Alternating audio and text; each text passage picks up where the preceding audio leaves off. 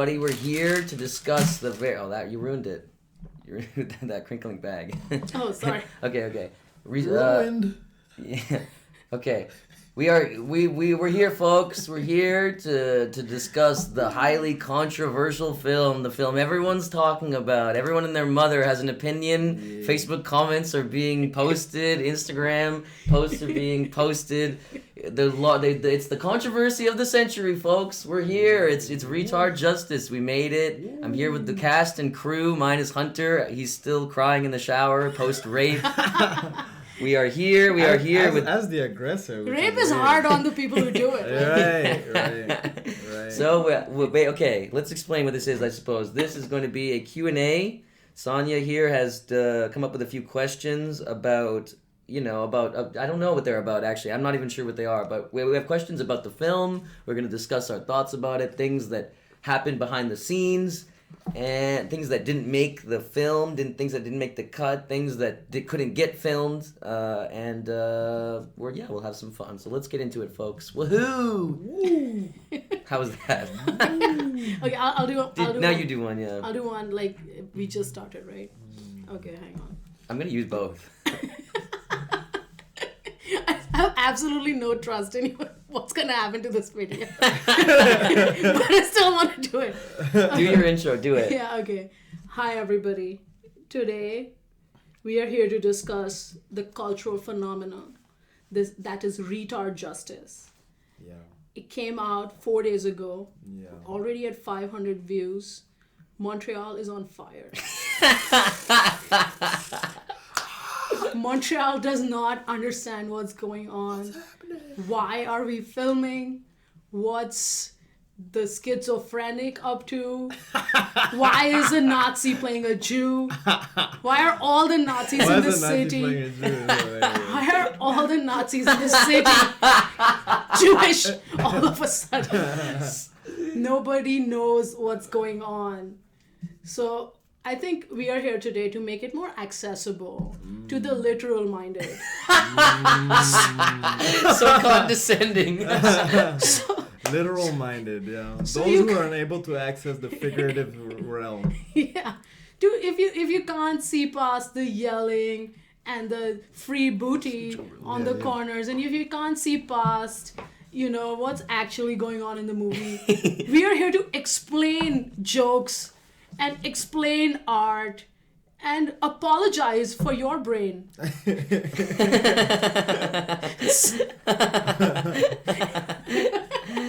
Wow, that hit. What that brain doing? That was beautiful. It's not up to anything. It's actually. A brain boost. Actually, honestly, this is brain protein. I'm just being a bitch, but what I actually want to talk about, I wanted to do this as like a breakdown of how Marvel movies come out and then someone goes on and they're like, oh, you missed this Easter egg and that Easter egg. And I saw so many of those in the movie.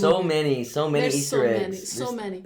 And I was like, I need to get behind, I need the behind the scenes view and everything that went down off camera and everything that went into planning this and post-production. And I want to just get into the process with you because, you're the quote-unquote brains behind the operation. I kid, but Pinky and the brain. I kid, but I'm a huge fan of the film. I think it's just I'm a huge fan of shock comedy, right, in general. And this is, it's shocking in the most rapey way possible. And that's the hallmark of a good rape, the shock. So... I like how you look at the camera to explain that. break the fourth wall. Yeah, you're looking into their eyes. That's actually extremely funny. Something I've learned during my podcast. I'm gonna have fun editing this. Okay, so Michael, why don't you just talk us through what gave birth to the film that is Retard Justice? I just spilled coffee all over myself. Before we begin, can I actually just do a quick public service announcement to all women? Do it. Please let me fuck you, okay? Hey. Please. Yeah. Please. Rapes are the best. Take it from an Indian. Okay, moving on. What was the question? What? What did you ask me? How did you come up with the concept of retard justice? The concept. Well, I think this film would not exist without David Empore. You know, I shouldn't take too much credit. You know, I think. Fuck women. Yeah. I also want to fuck women. Yeah. Let's keep derailing every question. I like that. It was born from David Empore's paranoid delusions. David Empore, the man sitting next to me, has many paranoid delusions about ambulances abducting him. He has fears of abduction. The star of retard justice. Right. I don't know. You're the star. I don't know. You are the star. You're the main. The victims are always the stars, and the Jews were not the victims this time. Man, you know what happens to stars, man? They blow up. They go supernova, man.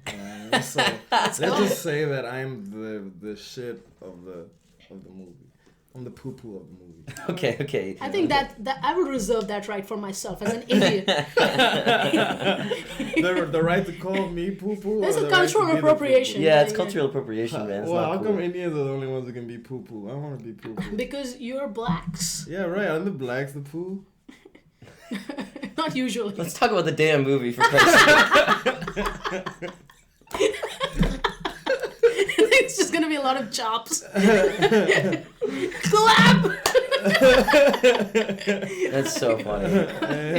Okay, so it Right. It came from David Empore's delusions. I find there's something in life that I find so fascinating. We've been talking about this a lot lately. Is pushing buttons. I like to push people's buttons. I like to specifically say or do what people don't like on purpose. I don't even know why I do it. It's instinctual, and partly in a strange way, just even the concept for this film is kind of making fun of real paranoia and delusion that David Empore suffers from. So I'm almost parodying his torture, his pure torture in life. I mean, him in the street crying, these scenes of pure angst, him in the alleyway, which I think that one's reviewing well. The scene in the alleyway, I think, has made a large impact. And I think that the reason for that is because in that scene, David touches on something very real. He's the line, I survived the Rwandan genocide for this, Genocide,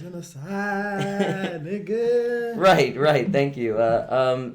These are real feelings, right? These are you genuinely do have, apprehensions or thick comments or trauma associated with the Rwandan genocide. And you do want cock, you do want daddy, you are afraid of the government. These are truths. These are truths. All of the concepts of this film are born from real feelings, and I think that is perhaps why people are resonating with it. Honestly, is because it's not as manufactured and strange as it is. There's an emotional truth to sublimation going on. I have heard that the movie is being referred to as a documentary, which I personally don't agree with that label. I would label it gallows humor, where you're afraid of something, you're so afraid of it that there's no choice but to laugh. And that's my analysis of it. But usually people are like, oh, it's a documentary because David is a schizophrenic. Documenting actual. Yeah, I mean, that actually brings me to another great point, though, is that part of the objective, I think, of this film, even kind of unintentionally, I while making it, was not only are we trolling the people walking by, but we're also trolling the viewer. So really, it's like a 360-degree, fourth-dimensional troll going on. It's breaking the fourth wall. And because that's why the chase scenes are so repetitive, and that's why they continue to. There are multiple points in the movie where the chase scene will fade to black, and the music feels like it's ending, and then it immediately cuts back to the chase scene. I love those. The reason I did that is specifically because I knew that it would annoy people and it would bother them, much in the same way that we knew that standing upside down and screaming for cock in the street would annoy people as well. We're truly trying to be annoying. I mean, I think maybe you started off that way, but the thing that you produced is far from it. It feels like there's commentary. It feels and also whenever you say there's repetition, you feature Montreal. You feature Montreal like I've never seen before. And I put the first thing I saw, I was like, oh, this is Woody Allen in New York City. And he features that city and you're featuring Montreal. For the first time, I'm seeing the places that I frequent. I'm always, Guy Concordia is so busy. One of the busiest intersections in the city. And the movie starts there and ends there.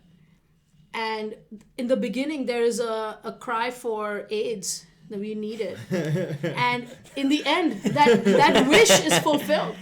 Right. Yes. And You understood it more than most. You did. You got it. it comes full circle. And in the middle, we see all the places that we usually see in Montreal. If you ever come to Montreal, you will see St. Catherine Street featured and the parks. It's pretty. Am I on Charlie Rose right now? What is happening? This is amazing. This is great. So you mentioned music, right? What's the and there is a lot of music that we don't even notice. In the first viewing, you will think that this is like street din, but it is actually like something you overlaid. Right.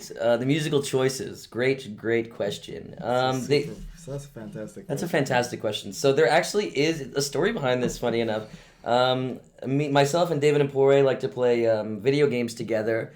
And there was an evening where we were playing a video game called Left 4 Dead 2. And the soundtrack for Left 4 Dead 2 is quite subdued. So we felt that we needed to, reinvigorate ourselves during our gaming session. And so we decided to, for whatever reason, one of the most retarded songs I think I've ever heard in my life that constantly replays in my head is Cotton Eye Joe. And so we put on Cotton Eye Joe for a loop on probably at around 11 a.m. the next day. Like we'd been up all night. This is the next day at like 11 a.m. After being up all night, and we were looping. Yeah, that's right. We were completely. What's the kind of state of? Deprived. Yeah, what kind of state of mind would you say? Deprived. But like loopy, kind of foggy. Yeah. We were in a kind of a haze, a dreamlike haze of an evening, and Cotton Eye Joe was replaying for hours, for at least hours, and so. When I saw these kind of chaotic chase scenes, it was the first song that came to mind as something that invokes silliness and, again, touching on kind of annoyingness. Is annoyingness even a word? I don't know, but that's what I'm going for. Just irritability. I'm trying to. There's something irritating about that song, but also humor. The irritation is humorous. At least I've always found that to be the case. The other songs that were featured in there were mostly found on SoundCloud. I like SoundCloud. SoundCloud has a lot of very strange music that is like, unlicensed or like, there's no record label. Free to use. Right, there's no record label attached and the copyright protection on a lot of SoundCloud songs is fairly non-existent. Usually, typically if it's, a small channel of some kind on there. So we one of the If songs, anything, they're like happy to be featured if you Right. give them some credit. one of the songs that I used for the very ending, the sad piano song that plays over David's face, Over your final. over my final monologue, Yeah. right, or narration. Give me brains. It's a song that's the title is entirely in Russian and it was on SoundCloud. Just like something just kind of extremely. So a lot of the musical choices are very strange. There's a song that plays during when David's spinning on the street fairly early on. Again, a very strange song from SoundCloud that made both me and David cry laughing when we heard it. Do you remember when we found that it goes wee wee?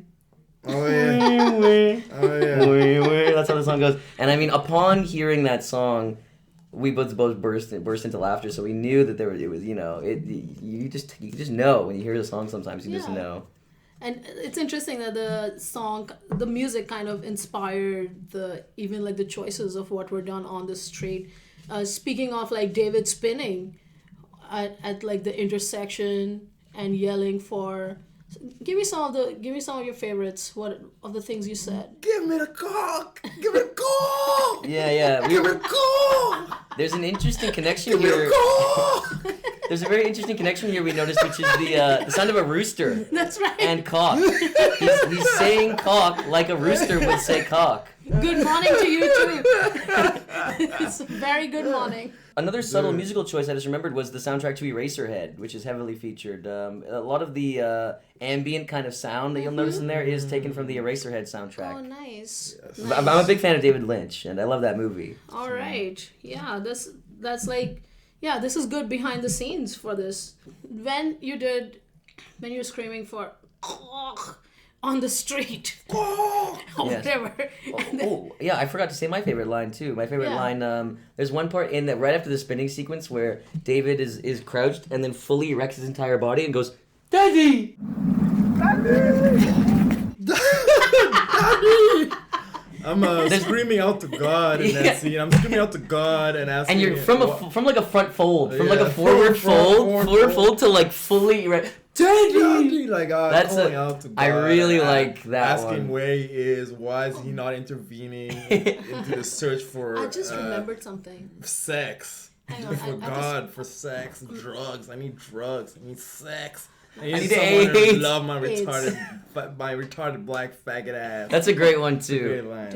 Okay, so I want to move on to like asking about all the situations you get into, right? Like, and I want to like start from the easy ones where people stop and tell you to not film, and then I want to go on to like I want to build up to the actual uncovered, not on the film, assault that you go through. That's the big one that we were debating whether or not to include like maybe some kind of a text page after he grabs the phone to kind of explain the assault, so to kind of inform people that are watching the lengths to which we went to get this kind of footage. However, upon watching it, we both felt that the cut directly from having the phone snatched out of our hand into Hunter in the pharmacy picking up the phone is a funny dichotomy. It kind of takes you by surprise. So unfortunately, the details of that assault will have to remain in this Q&A. But I'm excited to get into that. Yeah, nice. So give me like the easy ones. The easy ones are like people are.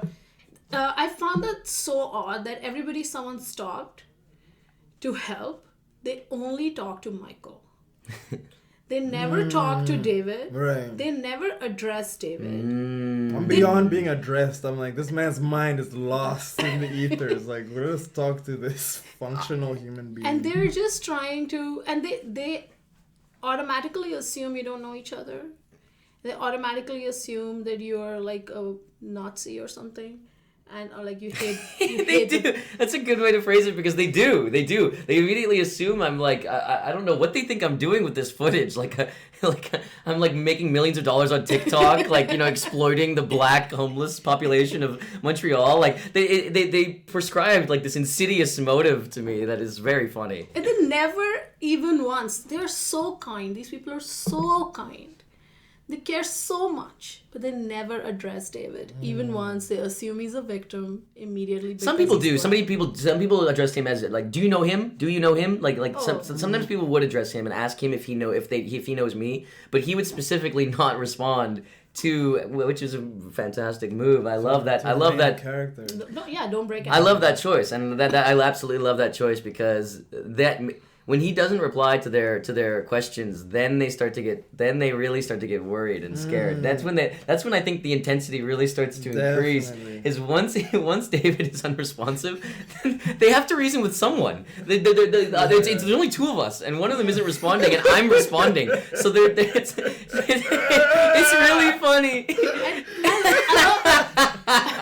It's just so funny, man, because they're pleading with me, and I'm saying I fuck him in the ass. He's my gay lover. I'm being irreverent. Like they're trying to reason with an irreverent asshole. Yeah, and I see how you enjoy it. You laugh, and then even the subtitles of the movie. Everybody has a name. Every encounter you have on the street has a name. Yeah.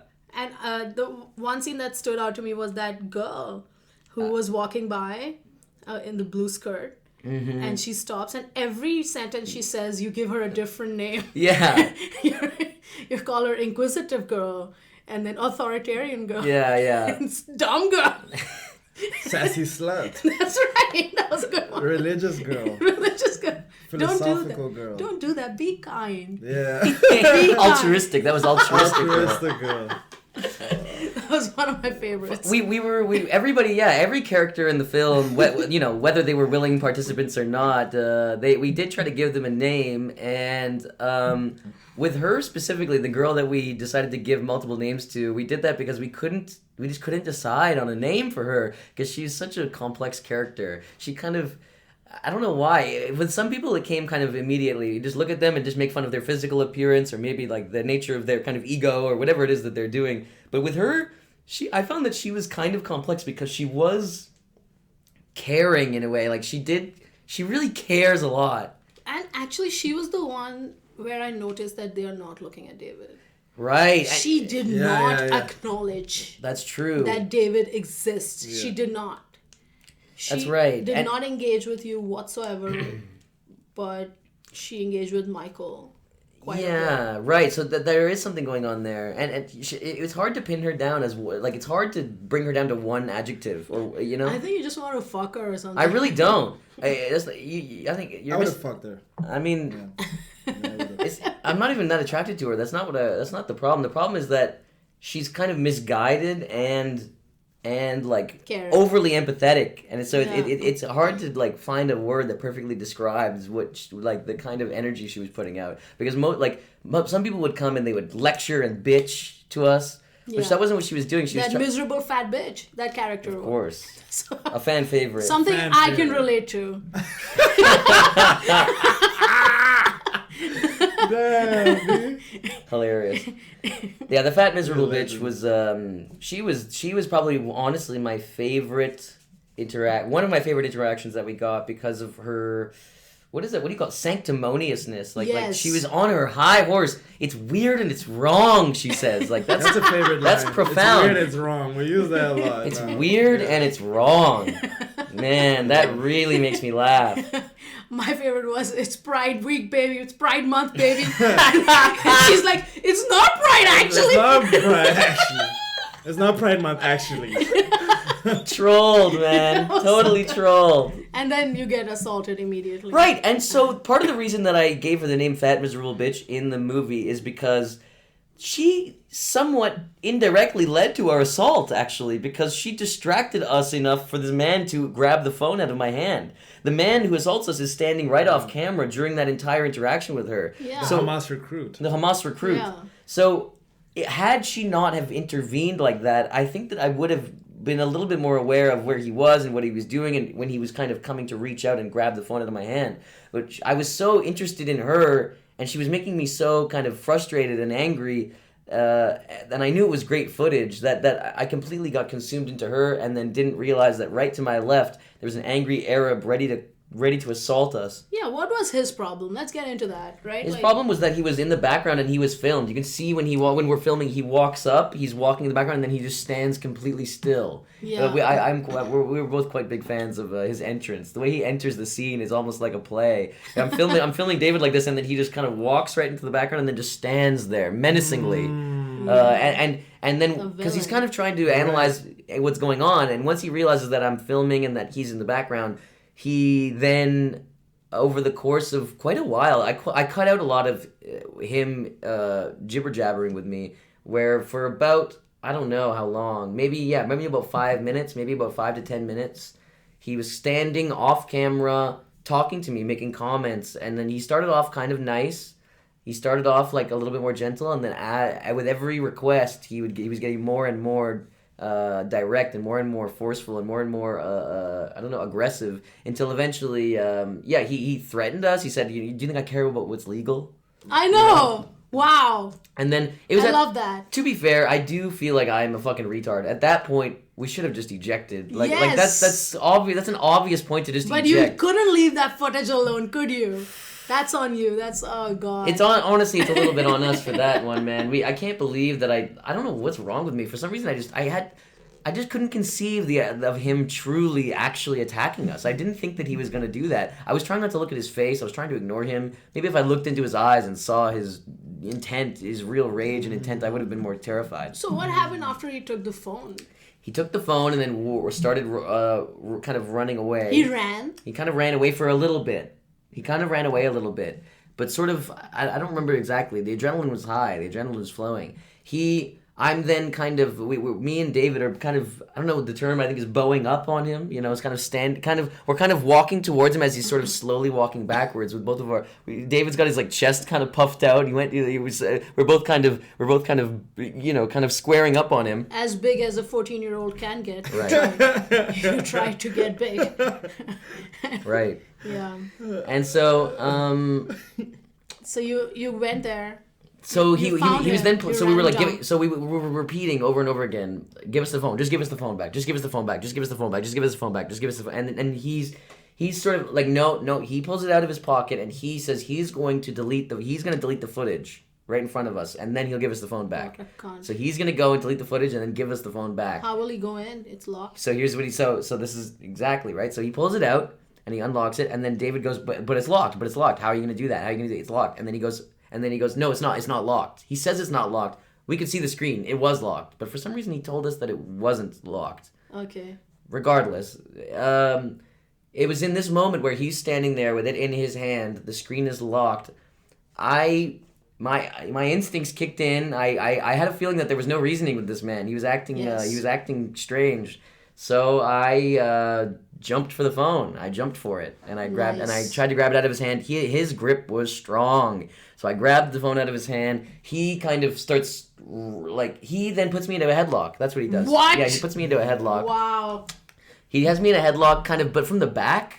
Oh, God. I think my face yeah, so my face was towards this. That's so Do a little play. Show us. right. I'll take off my glasses. It was somewhat like this, like this. Yeah. Nice. But like very forceful, Yeah. and he was sort of pulling me, you know, Rapey. very Yeah, rapey, very rapey.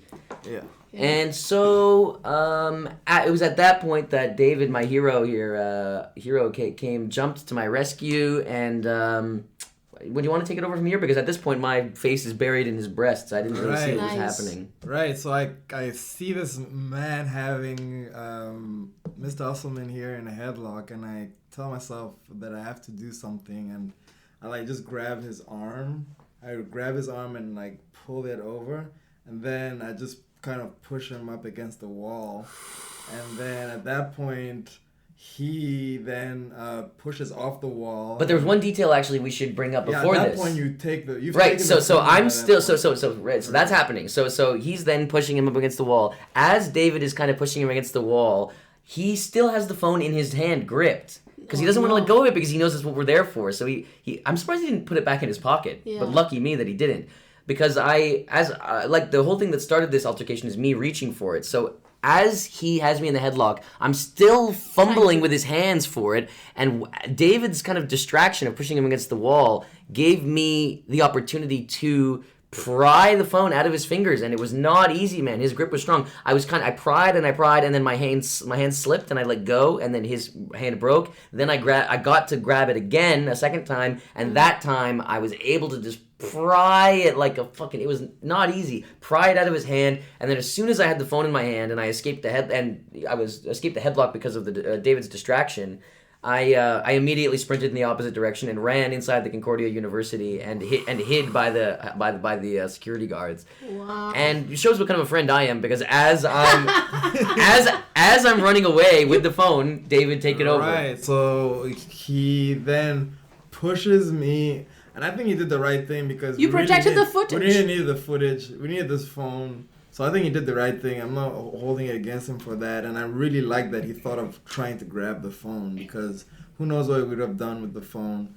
But at that point, he then pushes me onto the ground. My face hits the concrete.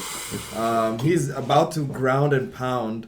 And at that moment, Hunter is arriving. Oh. Hunter just arrived. This was just as Hunter arrived just for as the the- day of shooting. He Yeah. was not present at this point. We were waiting for him, and we were filming without him. Right as this is happening, as David is on the ground with this man about to pound his face in, Hunter happens like a fucking guardian angel. So He pretty. He lifted the Hamas recruit off of me so that I could stand up, and basically leave the situation after that. Oh, so hot. White Knight. Woo! He's Hunter beautiful. Coral. We all saved each other's backs in a row. David saved my back. Hunter saved his. We Yeah. were like a human centipede of saving each other's lives.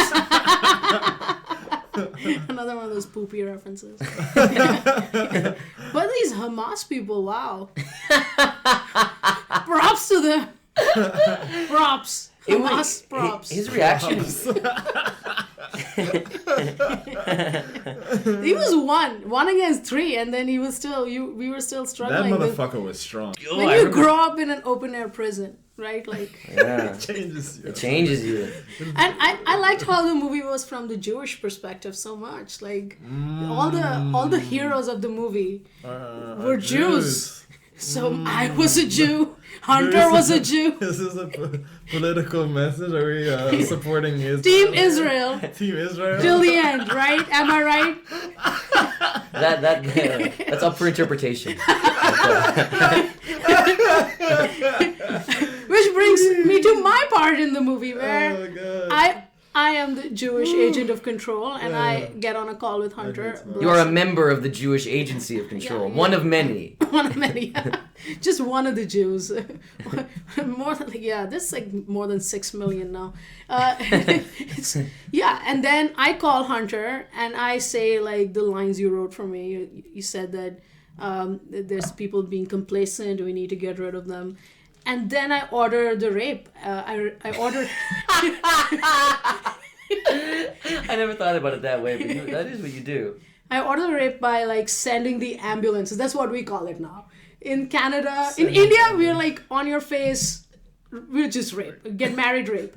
And here, it's like it's send the ambulances, and then that's the rape. Mm-hmm. So Hunter gets on a call with me. He's at Pharmaprix or something, and he's buying masks.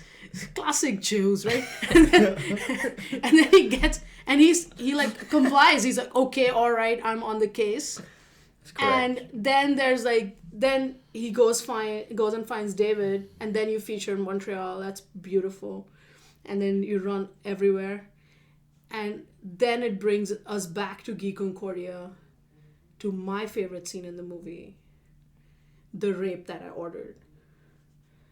Wow. 10 minutes of in the ass, in the middle of the day, busiest intersection in Montreal. Hunter on the case. David taking it, yelling, crying. 10 minutes, like irreversible. Monica Bellucci. David is Monica Bellucci. Yeah.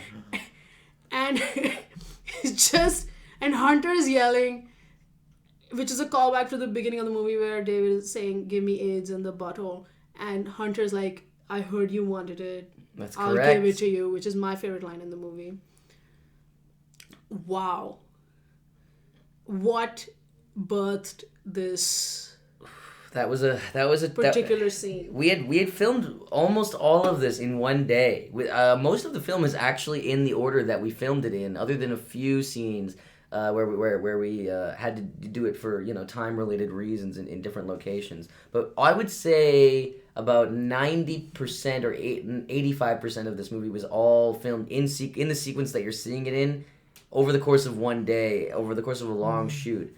And that scene was one of the final scenes that we filmed. So it was, I mean, at this point, both David and Hunter were pushed to their limits. They had been running around all day. They're both exhausted. They're both, I mean, we're at our limit of, I mean, even me, I was reaching my limit of social pressure, I guess you would call it, right? Or confrontation, like social confrontation. We had been assaulted already previously that day. We had been lectured many times.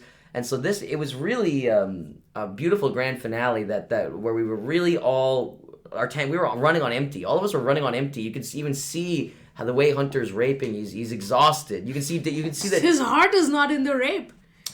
Well, I mean, but it is. My argument was that you're going to become fatigued as you rape, right? Right. Like you're raping somebody, at some point your energy is gonna decrease. Yeah. So right. It could be viewed in different. The rape is a release. Right. It can be viewed in different ways. You see it as a release. Mm-hmm.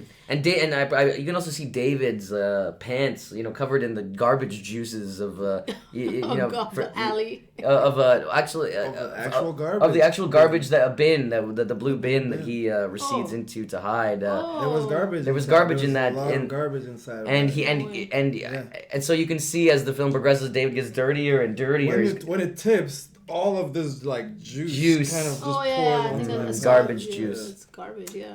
So that's amusing to me. That's amusing very detail. Impressive that you say that you're running on empty, because that's when an actual Montreal cop comes up to you. That's correct. Levine M.A. the hottest cop, and maybe even the hottest guy in Montreal. He was and man, hit her up like she's looking. Yes, for you. I'm gonna take you out to dinner. Like Wherever you want to go, you pick the place. You pick a fancy place. Yeah. He's a great. He was great. You know, he was. I can understand your sexual attraction because he did treat us with respect. Yes. He did.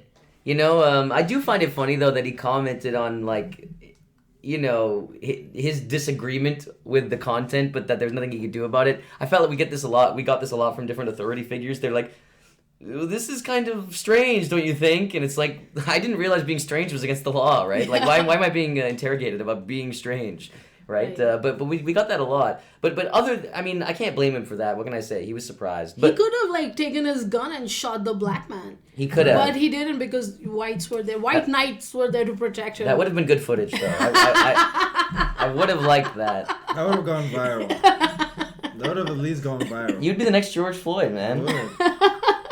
Yeah, with the knee on the chest. I would. Yeah. I would be granted the sweet release of death that I so desperately seek. And the infamy, And the the infamy of being, Yeah, we're gonna march in the streets for you, David. I don't know if you will. People are like, no, he was a schizophrenic. He deserved it. Yeah. He deserved it. He harassed women in the bars. He deserved that shit. He deserved Well, it. we'll march for you. Me and Sonia will march. And she counts for at least 10 people. That's right. And you count for 100. Half. Yeah. 10 and a half. Okay. All right, that's nice. I do remember Hunter was kind of pushed to his limits. I remember like when, The scene where he gets mobbed almost. Is Right. that the one you're talking about? right, like the scene, the mob scene is probably one of the best scenes. It's hard to pick a Grand favorite. finish. It's like a grand finish. It's hard to pick a favorite, but that scene really blew my mind. As it was unfolding, I believe my mouth was agape. I think my jaw was hanging down. I was like, "Oh my god!" It's almost like a stage play. Yeah. They're all in a circle. They've made kind of this space Right. that is like they're all in all. This mob is kind of all in a circle around Hunter, and then center stage, this woman, Wonder Woman, we've called her, breaks through the crowd to center stage, you know, Yeah. to push him and Unreal. tell him to fuck off. And her dialogue, "Fuck off. How do you feel?" Like it's so She hits him. and then asks him how he feels. What? How melodramatic, right? I mean, She was so dramatic. so dramatic. And I Yeah. really, really like her. She's probably one of my favorite characters in the film is Wonder Woman, just Yeah. because she's so theatric. She really is. She really is. Yeah. I really liked a maximalist. because she didn't, unlike the other girls, she didn't barge in and give us Virtue give us a signal. lecture. She busted in and she was just fucking immediately here to play. You know, just She's here to amazing. end it and then walk away. And I love how the guy. I don't know much about Tries this. to touch her and The then, detestable man. The detestable man tries to touch her, and she yells, "Don't touch me!" to him. so good. Absolutely hilarious. That is so good. It's very funny because I think on some level that is kind of misogynistic, right? Like he's touching her because he's like, "Listen, baby, like Yeah. calm down, baby girl." The men are handling this. The men are. right. That guy's like the ultimate like beta cuck like rapist creepo. He Nice guy. He's a He's nice the, guy. he is the worst definition of a nice guy. It's okay. It's okay. It's okay. Come on. Okay, stop. Okay, stop. It's okay. Stop. Please stop. Great line. Great dialogue. He's Great crazy. great dialogue. Yeah. Detestable indeed. And I mean, I mean the guy, the Asian man with the burned face, he was much more calm. He was much more calm, Mellow. but I really, his face perplexes me. I mean, I know it's rude, but I mean, good lord. Have you ever seen Game of Thrones? Yeah. He's got the grayscale disease. That's He's got right. grayscale from Game of Thrones. It's I've never seen anything. I've never seen anything like that. What, is he Jorah Mormont? Remember Jorah Mormont? He's the Asian Jorah Mormont. Wow. It's nice to like see how when women get older they become invisible. Because she was the one who actually put Oh. Hunter. The old lady. You mean the old lady? Right. That again also blew my mind. The fact that these She put more force than the detestable. You know, man. she did. Rewatching it with my headphones on, she actually said something. She said, "T'es malade?" She asked sick. Hunter, "Are you sick?"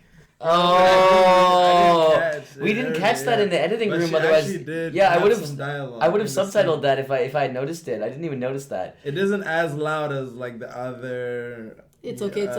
audio, right? As the other audio. That's so funny. But She does asked, ask "Are you him- sick?" Yeah, she does ask Hunter if he's sick in the video. But I love the there's something very funny about the mannerisms of an elderly woman putting in force. Like she's kind of Right. like like she's kind of slipping, her hand is kind of slipping off of him.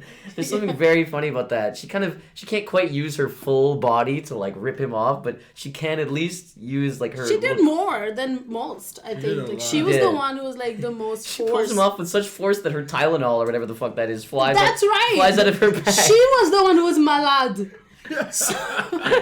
She was projecting. That's hilarious. She projected. But the hero in all this is Hunter because he doesn't break character. Unbelievable that he stuck to it for that Wow. long. And then it was after that scene, after the mob justice, that we did take a short break. And it was at this moment that I needed to plead with Hunter to continue filming for the extra minute. After that, there is exactly 60 seconds of rape, or after that scene where I had to plead with Hunter to do it because he was completely shook. He was completely 100%. shook. He was completely at his wits' end. He wanted that to be the finale. But That was the big. I don't know why. Right. Yeah, that That's felt how I like feel the that's how he catharsis. felt. He was like, "Look, we've got the footage. What else do we need now?" But we needed a close-up shot of David's face first, so I could put the so I the could wrap monologue, it back because monologue. I needed to wrap it all back up to Yeah, the fair beginning, enough, right? that's I fair. needed to have it just Yeah. at least that was my outline, you know. Oh yeah, And that makes sense. So it took a lot of convincing. He really didn't want to do it. I mean, I don't blame him because you're being an asshole the whole time. He's getting mobbed. You're fucking holy laughing, and David is the one who has to save him. David is the one who's like, it's a movie, it's a movie, it's a movie. yeah, that's true. And Hunter doesn't break character. He's like, I'm in character. I'm not gonna do anything. And you are director. You're like, I just need my footage. David is the only human. You know, raping makes you human. Yeah. Being rape victims are people. Rape victims. Rape victims are yeah. people. Yeah. You are right. Maybe I could learn to be kinder to my talent. You know, Yeah. perhaps I am a little cavalier. You know. But I understand if Hunter was shook. But wow. But he did. But to his credit, he did do one more minute after that, even after all that, and then that led to even yet another interaction with authorities, where the Concordia Oh, that guard. Oh. Officer Cockbreath. Yeah, Officer Cockbreath. Oh, I hated him. He's the worst. I hated him. Okay. Yeah, the way he talked. Okay. Insane. Insane. Can I finish what I'm saying? Just for the sake of the discussion. Woo! Yeah, his facial expression. For the sake of the discussion. That's exactly. He's so self-important, that guy. Oh, God. For the sake of the discussion. I really enjoyed that he kind of described to us that the You line. can rape outside of this Yeah, line. you can rape outside of this line of pavement. So that was my favorite scene, The rape scene. the rape scene. Which Yeah, is, let's all go through our favorite scenes. Actually, What's your favorite scene, Michael? Yeah, that's a great idea. My favorite scene, it's actually really hard to pick. That one is great. I mean, just like I said, like the theatrics of that scene are really fantastic. But just for the sake of diversity here, because we're all about diversity. Three different shades right here. Oh, man. One of my favorite scenes was David making out with the poster. Right. The shot, like the sounds of sex and slurping his saliva are very, very humorous to me. And I think there's that one right at the very end of that scene where there's a very close up of his mouth, and then it pans to a huge crowd of people staring in horror. There's a man's face like he's looking. There's that blonde woman's face like this. There's a huge crowd that has amassed. And they're all looking, along with Hunter, who's like acting to look as well. And that reveal of the huge crowd behind him as he's moaning sexually and really committing to the role I think that scene really tickles So me. what do posters taste like? What's that? Oh, they taste like human women. It's exactly the same.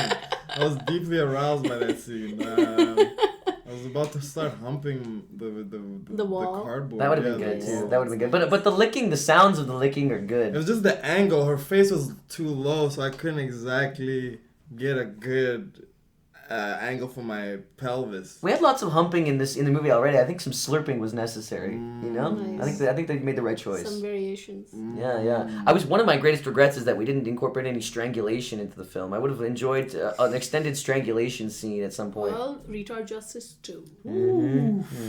Yeah. It'll be hard to top this one, man. I'm already nervous. I am. I actually don't know what to do next. Just enjoy, your Whatever. success. Enjoy. Yeah, right. 500 views, 4 days. That's pretty good. That's more than most podcasters get in Montreal, like established people.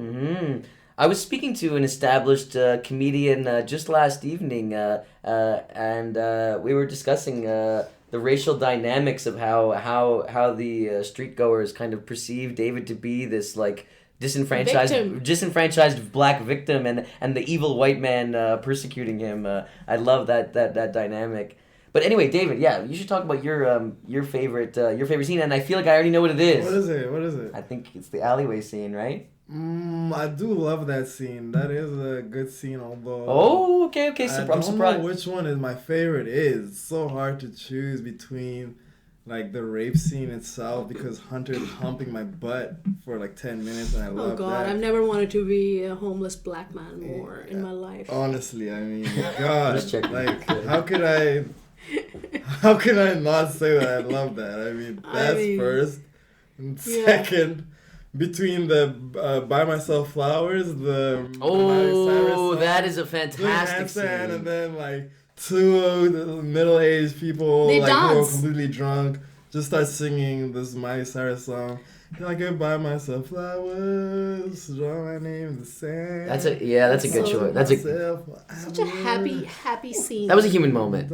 Yeah, actually. It was. Woo, what a great song. And I do really like their introduction into the film, how David has been doing handstands to complete apathy, and everyone's ignoring him for multiple times in a row, and then he does it in the middle of the street, and the shot is so nice. It's perfect. They're getting out of their car in between his legs, and they're actually standing across the street, and then she turns around and she with childlike joy. Whoa! She points, and they're so excited just that he's doing that, and they're right between his legs and everything. And then shortly afterwards, they I don't even know how. I'm not sure. They kind of just implored us to join them. They kind of were walking by and they were like, "Come with us, come with us," Nice. and we did, and that's what. And then we sang and danced in the street. And some of these interactions were positive too. You mentioned that someone gave you food when you were dancing outside their right, shop. that's a great. Thank you for reminding me. That's right. The scene in the beginning of David dancing to Latin music, and the crowd of people amass and start filming him.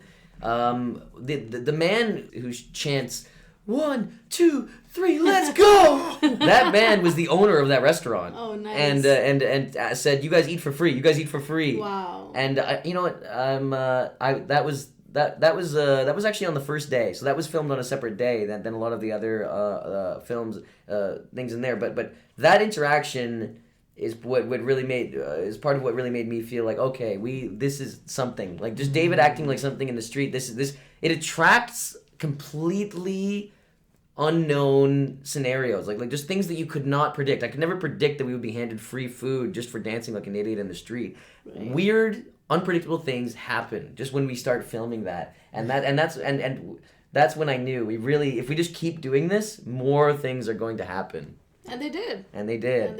Glad they did. I think personally, the unsung heroes of the movie are the people who did not interrupt.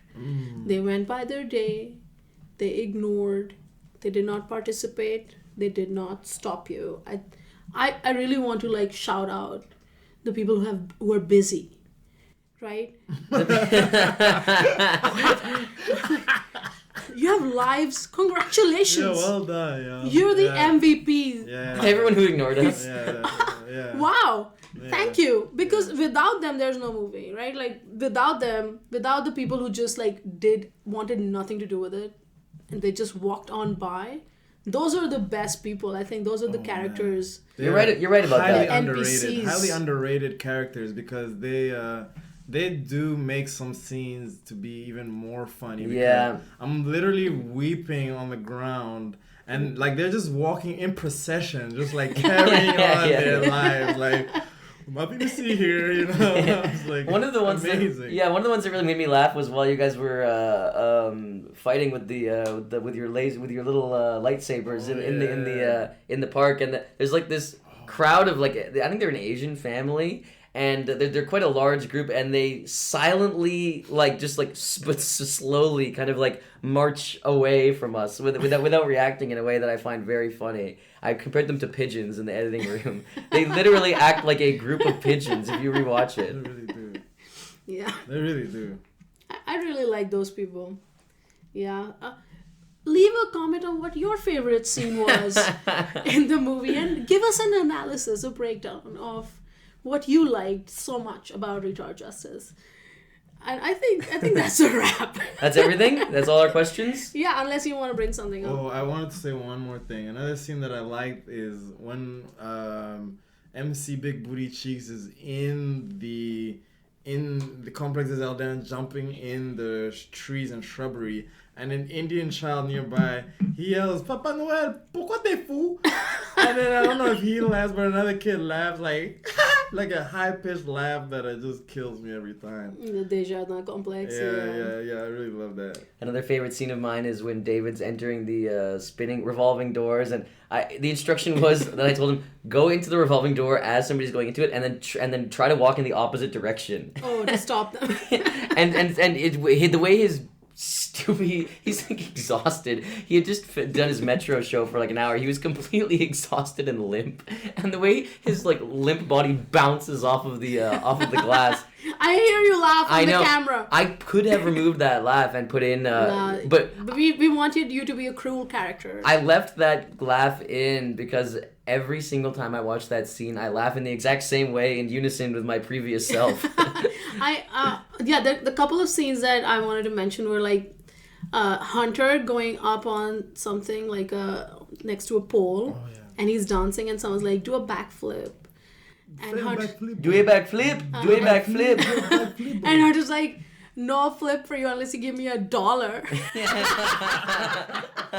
No bad flip for you, bad boy. That was good. Unless you give me $1. That was quite well done. That was so good. Yeah, props to Hunter. He was really in his element. Like we were just kind of on the street, and he would just point at something and go, I'm gonna go climb that. And I was like, okay. That's awesome. Yeah, it's this improv the background. parkour scene. Many of the scenes were improv. Many of the scenes were improv, and with the contributions of both David and Hunter. Yeah, and another one of my favorite Hunter scenes was you're exhausted, you're running, and then Hunter's following David, and then David's like, how do you still have the energy to follow me? And Hunter says, matzo ball soup. And I lost it. That one was for you. Yeah, that one. I felt that one was just for you. Most people won't even get it. Oh, it was so good. It was so good. It's cultural representation. That's the thing that gets me, really. Cultural representation? Yeah.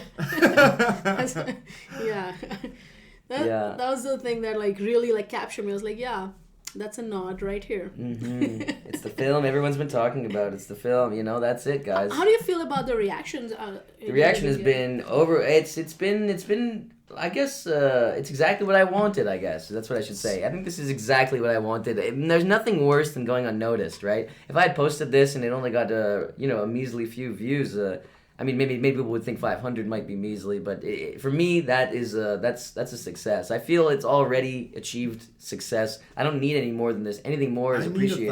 I need 1,000. Yeah, David's excited about 1,000. I really need it. We might get there, but but even as it stands right now, reaching 500 views and the amount of conversation that has taken place in the comedy community surrounding it, it seems like for the last week, every open mic I go to, it's being brought up. It's being brought up by everybody. Everyone's talking about it. People are mad at it. People are upset. People think it's terrible. People think it's great. People that I respect, comedians I respect, and that I think are hilarious, have given me praise. Comedians I respect have told me I'm an idiot. It really goes both ways, and I couldn't be happy. Polarizing. Yeah. It's a polarizing film, and it's if you look at the comments, you'll see the same thing. You'll see many negative comments both on Facebook and on YouTube, and I think that that's exactly what I wanted, right? That, like I said, one of the main things in life that I think I find extremely funny is being annoying somebody. The feeling of being bothered and annoyed endlessly fascinates me, and I find hilarious. So the fact that we're getting this visceral reaction from people, and it's exact. I couldn't be happier. Really, it's gonna be hard to top this. I mean, I think it's a success for sure. When I saw it, I knew it was a success. I mean, when I saw it, I realized like it wasn't one of those play to the masses things, right? It's still raw. There's some rawness to it, and that's why it's getting such a visceral reaction from people, because it's not polished. It's not showcase, right? It's got that first take energy. Yeah. That's a good point. Well, I suppose that's it. All right, yeah, that's it, guys. Bye. Bye.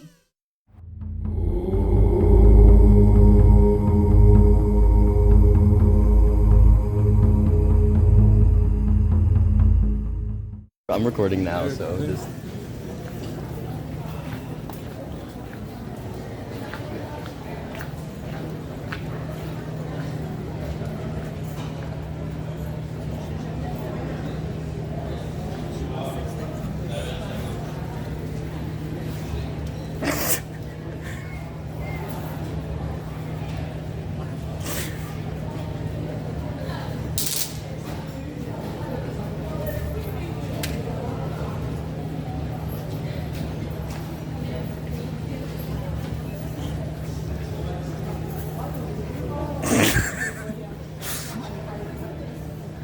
Okay, let's go. Let's get out of here. Go.